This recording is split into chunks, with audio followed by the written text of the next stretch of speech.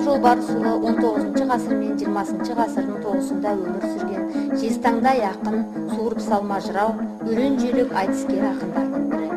Ол 1835 жылы маусым айында Текелі тауының күнгейіндегі Жолбарыс сайында дүниеге келген. Бақтыбайдың елі жалайыр ішінде сиыршы аталады. Бақтыбайдың бабасы аңламас. Одан тараған ұрпақтарды шежіре түрінде былай көрсетуге болады. Бақтыбай негізінен өрен жүйрік айтыскер ақындардың бірі. Ол бүкіл өмірінде Бұқара жағында болып, халықтың жоғын жоқтап, мұңын мұңлап, мүддесін қорғап өткен. Ол әйгілі Сүйінбай Аронұлы, Жамбыл Жабаев, Әсет Найманбаев секілді ақындармен өлең арқылы Арыстан, Арсалаң, Мәйке, Бәйімбет сияқты өнер саңлақтарымен сайысқа түскен. Бақтыбайдың екінші бағы шын мәнде Мәйке. Бақтыбай Мәйке Бәйгөз қызын айтыс үстінде жеңіп, өзіне мәңгілік рухани жұп жары етіп үйленген. Ақын Мәйке Бақтыбайдың екінші тынысы ғана емес, оның жыр мұрасын 30 жыл бойы жатқа айтып, бүгінгі ұрпаққа жеткізіп кеткен қазына ана. Бақтыбайдың үрім бұтағы жайлы сөз қозғар болсақ, оның бірінші перзенті Нүсіпбек. Екінші перзенті Нұрыш. Нүсіпбектен ұрпақ жоқ, ал Нұрыштан тараған ұрпақтары қазіргі уақытта осы өңірде өмір сүріп жатыр. Бақтыбай бас иген ақын Қабан жырау.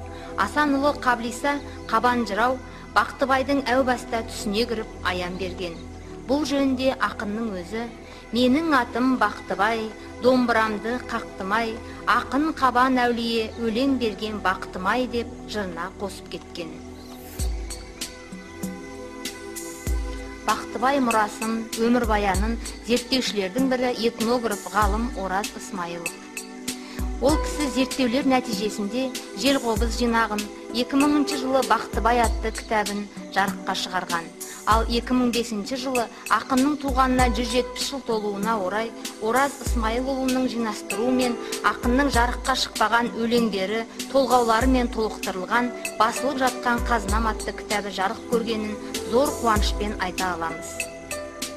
Осы жинағында ақын мұрасын зерттеуді бірнеше тақырыптарға бөліп қарастырады. Сондай тақырыптардың бірі ақынның өлеңдерін талдау.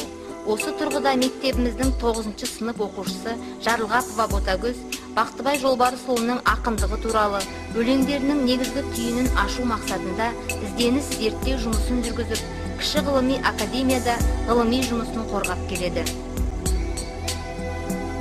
Ақынның аманатындай болған «Кім қалар» өлеңінде басымда белгі тұрса болады да, демеймін көк шатырлы үйім қалар, қиыны жататұғын тарлақатта, сайраған құмар бұлбұл тілім қалар, деп артына сөз қалдырыпты. Сол сөзіне орай 1990 жылы оның зиратының басына зәулім ескерткіш орнатылды. Ақынның туған ауылы ақын атымен аталса, 1992 жылы 22 мамырда мектебімізге ақын Бақтыбай Жолбарысұлы есімі берілген тұрады.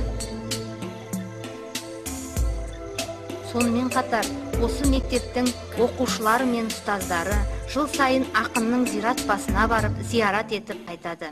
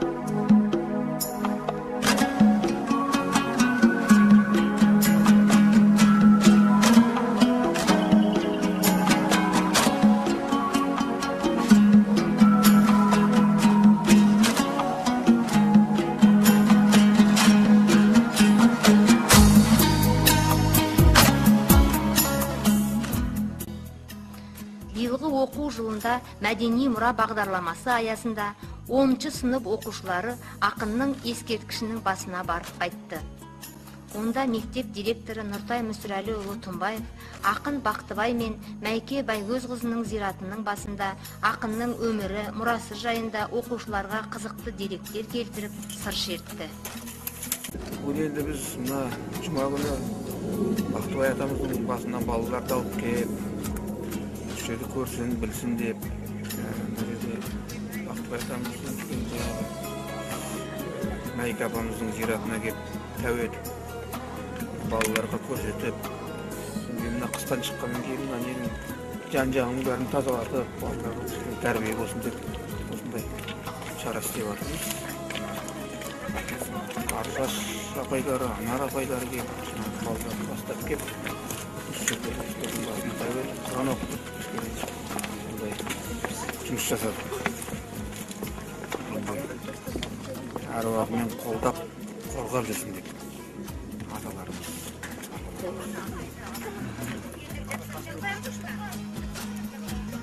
Қазақ тілі мен әдебиеті пәнінің мұғалімі Раушан Құрманғалиева ақын шығармашылығын насихаттау барысында ақынның қыз құлаған дастанының мазмұны бойынша сахналық қойылым әзірлеп жатқандығын айтты.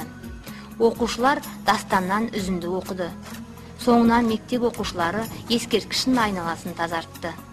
Ақын Бақтыбай Жолдасұлының бізге жеткен мол мұрасы бар. Өлеңдері қаншама. Оның ішінде күйлері, дастандары да бар. Едіген арын, қыз құлаған, төрт мысал деген сияқты дастандары. Сондай көңілге қонымды, нәрлі шығармалар деп айтуға болады.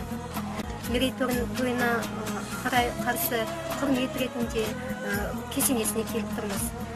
Біріншіден келген мақсатымыз, басты мақсатымыз ақын атамыздың қыз құлаған дастанын сахналап қойылым қойсақ деп едік.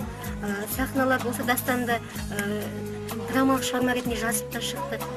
Соны қоюға рұқсат сұрағымыз да келді бір жағынан. Екінші жағынан тәж етіп Құран бағыштамақпыз. Бір қыз бар қыз құлаған текелінде, тауының балдырғанды етегінде, ескі өмір, ескерткіш ескі өмірдің куәсіндей тұрады дайым тәжім етеді де. Ол қыздан адам түгіл аң жүре алмас, шөбі аз, бұтасы жоқ бос салдыр тас, астында шашу көбік шашып, жансыз тұр қыз құлаған игендей бас.